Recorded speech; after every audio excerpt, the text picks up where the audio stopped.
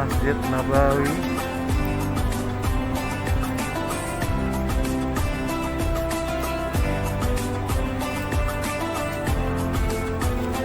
Jabal Uhud.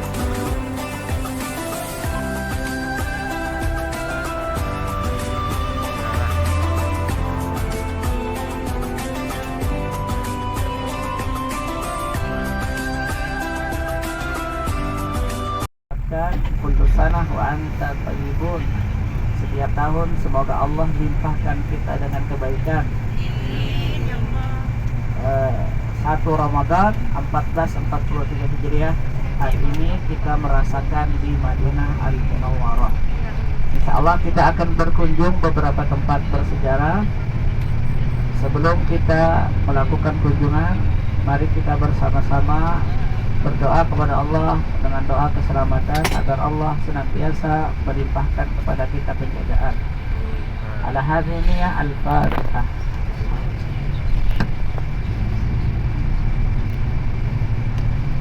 Bismillahirrahmanirrahim. Subhanalladzi sakhkhara lana hadza wa ma kunna lahu muqrinin wa inna ila rabbina munqalibun. Allahumma inna nas'aluka bisabarina hadza al-birra wat taqwa amali ma tuhibbu wa tarda. Allahumma sallimna sallim man ma'ana sallim man tarakana sallim man minna ilaihim birahmatika ya arhamar rahimin. Allahumma irzuqna salamata wal afiyata وعلى جميع المسلمين والمسلمات برحمتك يا ارحم الراحمين. ربنا آتنا في الدنيا حسنة وفي الآخرة حسنة وقنا عذاب النار. اللهم إنا نسألك حسن الخاتمة ونعوذ بك من سوء الخاتمة. اللهم ارزقنا توبة نصوحا قبل الموت ورحمة عند الموت ورحمة بعد الموت. اللهم أعن علينا في الموت برحمتك يا أرحم الراحمين. صلى الله على خير خلق محمد والحمد لله رب العالمين. Halimatus Sa'diyah itu jauh jaraknya. Yang ada ceritanya bahwa Halimatus Sa'diyah bersama suaminya membawa keledai yang kurus, yang tidak memungkinkan untuk berangkat cepat. Ternyata setelah Rasulullah di pangkuan Halimatus Sa'diyah, sebegitu Allah robah dalam kondisi itu, keledai berubah menjadi gemuk dan dia cepat untuk sampai pulang ke tempatnya. Itulah cerita Halimatus Sa'diyah yang memelihara Rasulullah SAW. Yang antara saudaranya Utsman bin Maz'un, saudara sesusu. Yang dari sisi perempuan namanya Saima. Ada Saima, ada Utsman bin Maz'un. Nah, Utsman bin Maz'un ikut hijrah kepada Rasul SAW ke Madinah ini, dan beliau di tahun pertama hijrah itu meninggal. Nah, disitulah terbentuk Al-Kahf pekuburan. Akhirnya dijadikanlah tempat luas itu namanya Baqi. Baqi diambil dari kata baqaun, artinya kekal, karena kehidupan yang kekal adalah pasca kita meninggalkan dunia ini. Wa mal hayatud dunya illa mata. Adapun kehidupan dunia hanya sekedar senang belaka, seperti fata morgana, kelihatan secara kasar.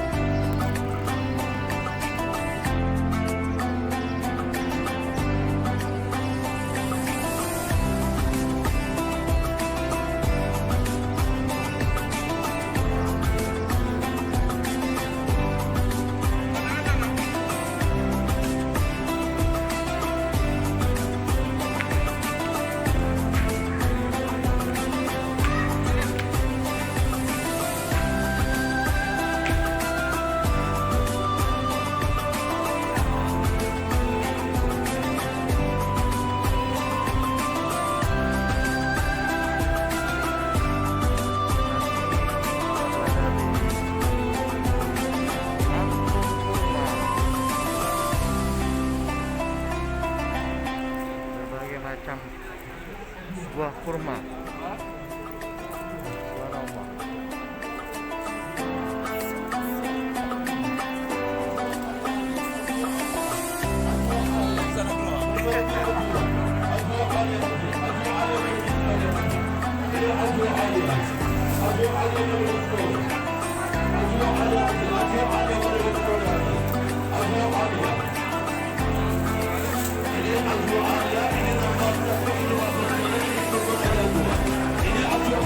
Berbagai macam kurma ada di sini, guys.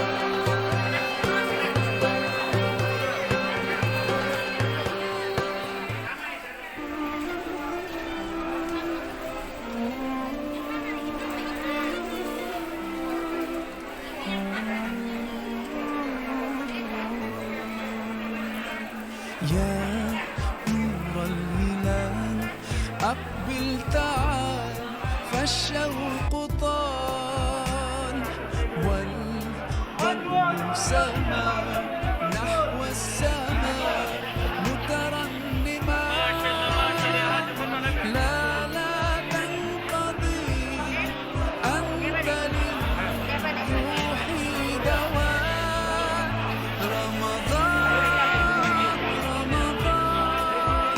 رمضان يا حبيب رمضان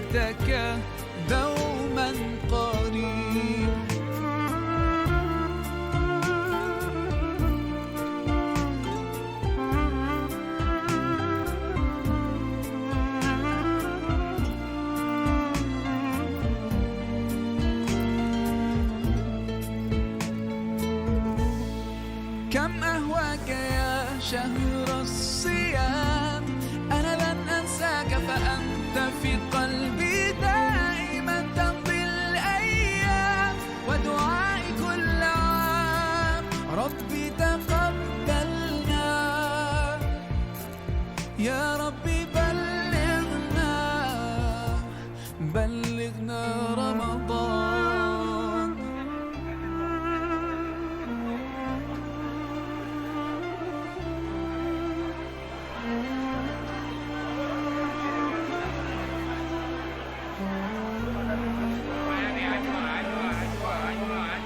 رمضان رمضان رمضان يا حبيب، رمضان رمضان ليتك دوما قريب.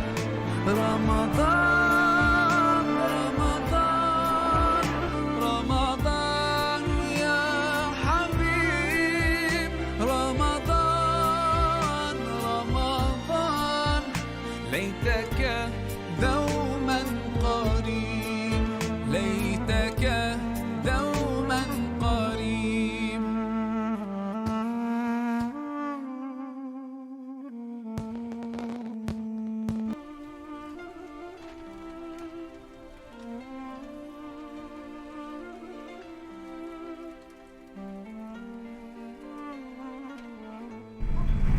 Itu yang susah ngalinya dapatnya. Nah, kemudian ayat 26, fakuli wasrabi waqarri aina, makan dan minumlah. Ulun bertanya, korma itu benda padat atau benda cair? Benda padat. Kalau pian menjurungi orang, ada orang bertamu di rumah pian, lalu disurungi amparan tatak pisang. Perintahnya kayak apa? Oh, makan, kan kayak itu ya. Jangan, silakan minum. Tapi sebenarnya wadai, masa wadai diminum? Nah, dalam Al-Quran ayat 26, makan dan minumlah. Perintahnya kurma, tapi disuruh oleh Allah makan dan minum. Kayak apa kurma itu diminum? Rupanya Bu Ai, kalau kita buka puasa itu kita perlu cairan di dalam tubuh. Nah, kurma kalau dikonsumsi pertama kali ketika kita buka puasa itu menggantikan di mana terjadinya perang Uhud, di mana kaum muslimin meninggal dunia banyak di situ. Salah satunya Sayyidina Hamzah, paman Nabi seorang yang gugur pada masa itu, yang dadanya dibelah oleh seorang wanita, mau dicabik-cabik, mau dimakan hatinya, jantungnya. Masih ingat ceritanya? Nah, itu meninggal Sayyidina Hamzah bin Abdul Muttalib itu meninggal di Syuhada atau di daerah Medan Uhud, terjadinya perang Uhud. Kenapa disebut Uhud? Karena di sekitarnya ada gunung yang satu dengan yang lainnya menyatu. Gunungnya itu kada padat. Uhud artinya satu. Nah, karena gunung itu satu dengan yang lainnya menyatu, maka disebutlah Gunung Uhud. Nah, itu asal muasalnya. Lalu Nabi pernah mengilustrasikan barang siapa yang melaksanakan salat mayat. Biasanya kan di masjid ada salat mayat. As-salatu 'alal amwat, berarti jenazahnya banyak. Nah, yang ikut serta sembahyang jenazah itu dapat pahala 1 qirat. 1 qirat itu gananya kayak Gunung Uhud. Itu kalau diulahkan pahala pian macam itu. Sekali sembahyang jenazah. Itu kalau diulahkan amas banyak benar tuh. Ada kalau mau bulik seorang pian tuh. Jadi Gunung Uhud adalah sebuah saksi sejarah. Dalam hadis disebutkan, Uhud yuhibbuna wa nahnu nuhibbu. Kata Nabi, Uhud ini mencintai kita. Sebagai saksi sejarah, dia mencintai kita dan kita pun mencintainya. Dalam riwayat hadis diceritakan, Uhud jabalun min jabalil jannah. Uhud itu sebuah gunung yang ada di dalam sorga. Satu, Uhud jabalun, gunung min jabalil jannah, daripada gunung sorga. Para ulama lalu mengatakan apa yang dimaksud dengan gunung sorga. Salah satunya adalah pendapat Syekh Mubarakpuri bahwa gunung Uhud itu kalau disaksikan, dikunjungi, siapa yang menyaksikan, kita nih nanti menyaksikan gunung Uhud kan di situ ya. Orang-orang yang menyaksikan dia akan mengetahui siapa yang menyaksikannya, maka dia akan menyaksikan dirinya akan menjadi saksi bahwa orang itu akan dimasukkan ke dalam surga.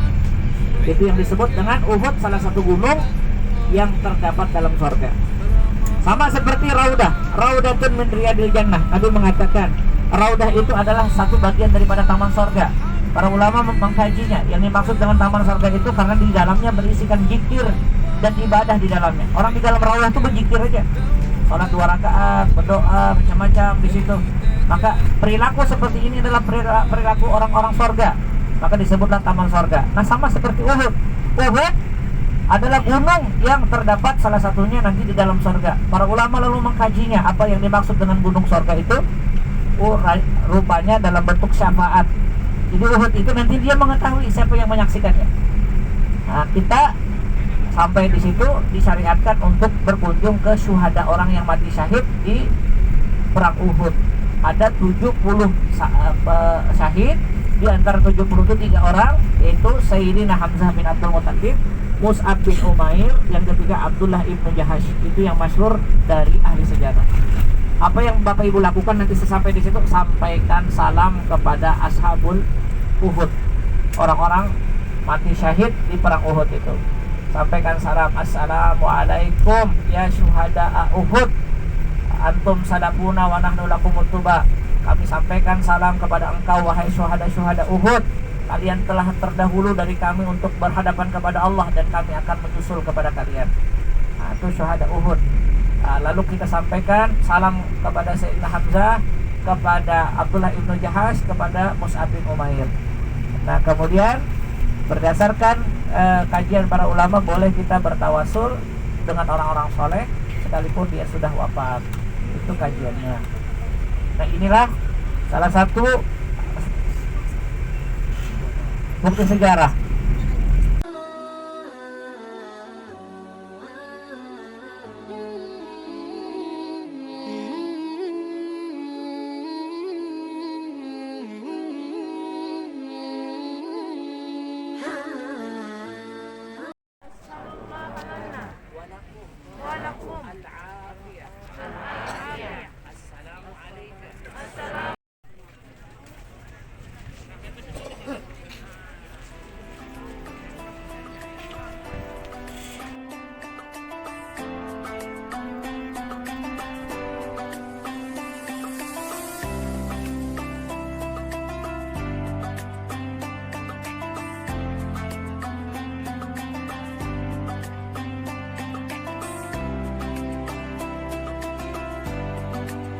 Para sahabatnya tetap mengikut apa yang kami yakini, maksudnya syariat orang-orang Yahudi.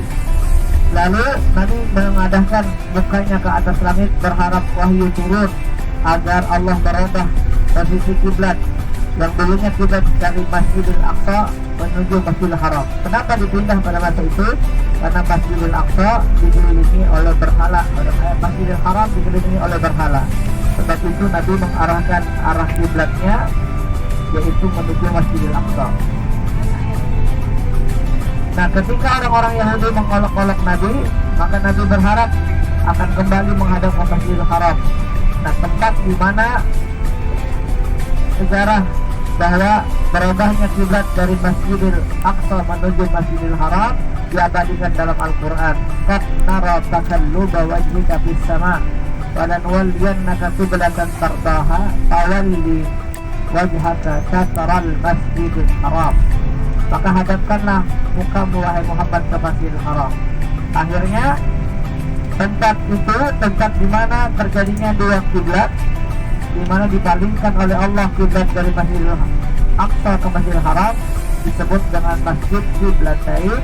Dan salat di mana Nabi melaksanakan salat pada masa itu, salat wajib zuhur 2 rakaat menghadap Masjidil Aqsa, 2 rakaat menghadap Masjidil Haram, namanya salat Zatul Qiblatain.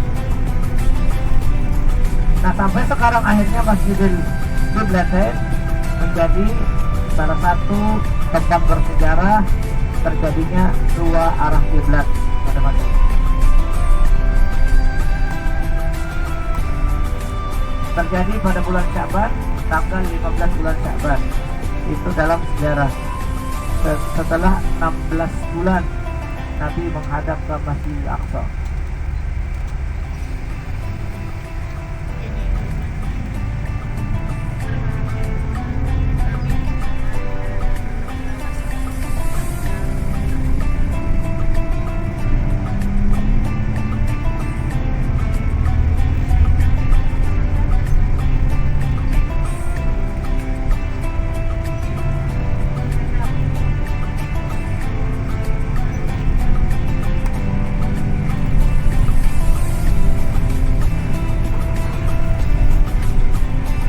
dan parit.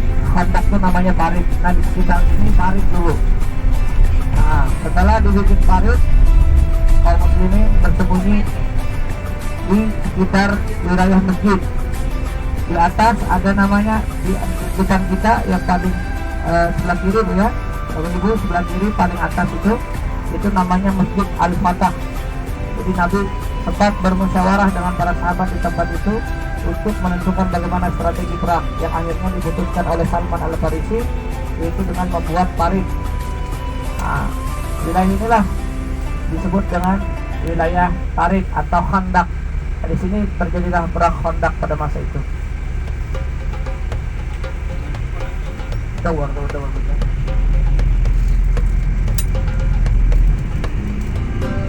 Nah ini masjid Kudus kata orang. Lihat di atas itu namanya Masjid Al-Fatah. Sebelah kiri paling atas ini namanya Masjid Al-Fatah, di mana Rasulullah di sini membagikan atau membagikan beberapa makanan dengan jari-jari beliau keluar air. Bawahnya Masjid Salman. Nah ini masjid ini baru sebenarnya dibangun tahun 1428 Hijriah. Tapi ini satu kesatuan dulu menjadi salah satu perbandingan kaum muslimin. Nah konon ceritanya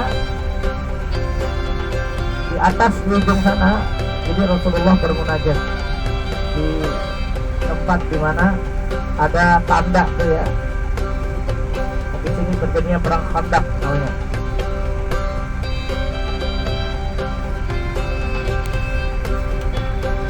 Sekarang paritnya tidak ada lagi, diganti dengan lampu lalu lintas. Nah.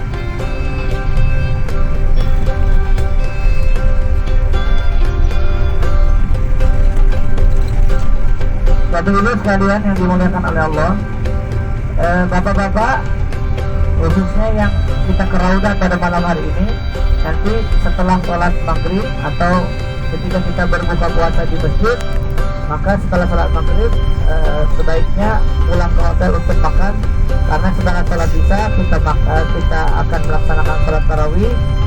Bagaimana yang kita laksanakan tadi malam, sholat tarawih tidak panjang, ternyata tidak sesuai dengan apa yang kita pikirkan atau sesuai dengan apa yang kita melihat pengalaman-pengalaman terdahulu. Ternyata hanya 8 rakaat salatnya, kemudian ayat-ayatnya pun tidak terlalu panjang, dan masruh disunatkan untuk melakukan doa kunut di sepanjang bulan Ramadan. Itu berdasarkan pendapat Imam Ahmad bin Hanbal. Jadi doa kunut yang dipanjatkan karena di bulan Ramadan tempat ijabah doa, sehingga mereka senantiasa berkunut di dalam witirnya. Jadi kunut secara hukum syariat itu disyariatkan sebenarnya ya di sembahyang atau di salat witir di bulan Ramadan.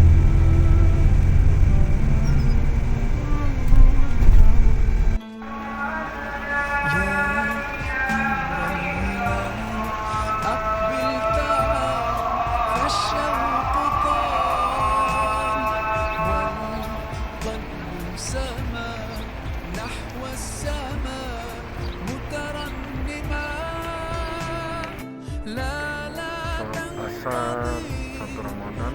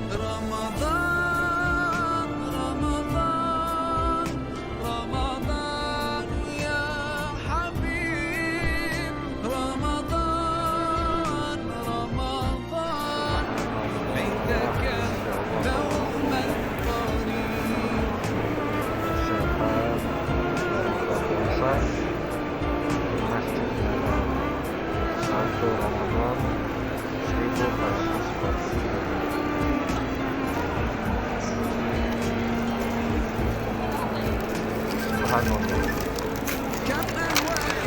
Jadi sekarang paketnya udah seperti ini ya guys, dikarenakan corona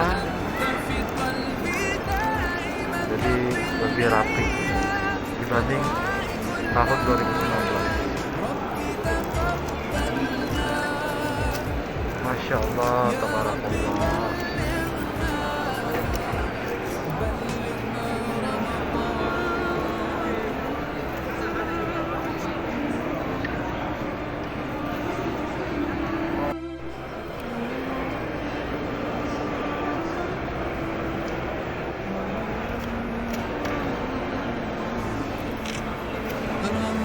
Semua orang sibuk untuk menyiapkan persiapan berbuka puasa, terutama dari donatur,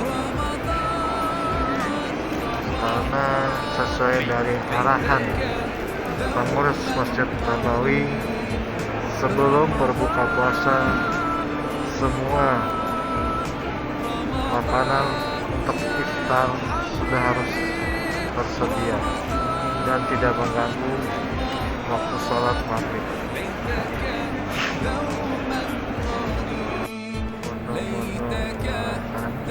Untuk mengisi saf yang masih kosong yang disiapkan oleh donatur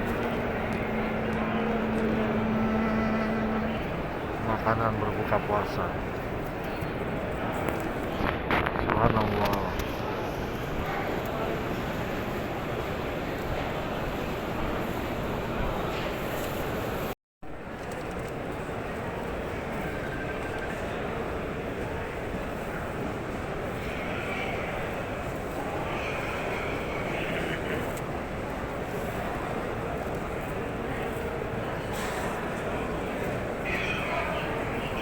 Jangan sampai saf yang disiapkan makanan berbuka oleh donatur itu kosong, jadi mereka menarik jamaah untuk duduk di saf-saf yang diisi oleh makanan mereka.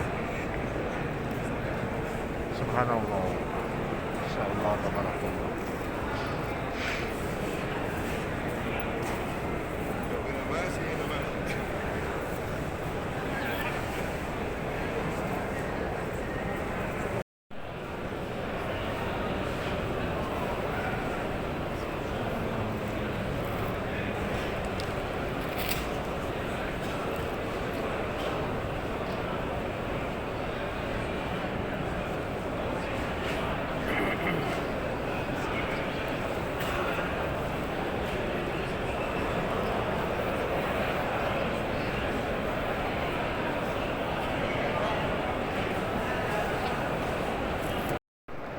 Menjelang berbuka puasa di Masjid Nabawi.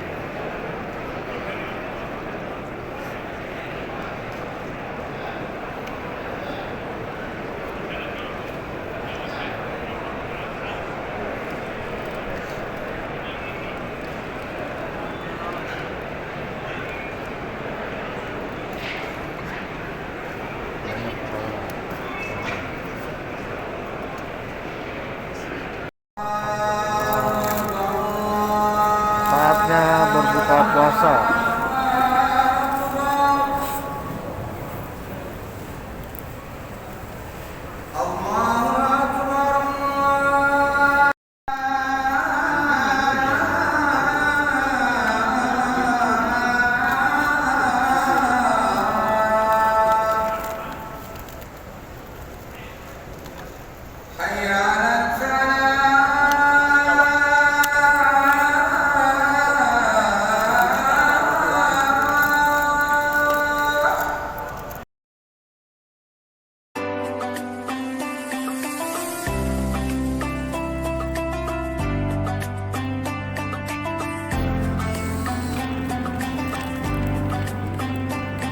Kopi ada.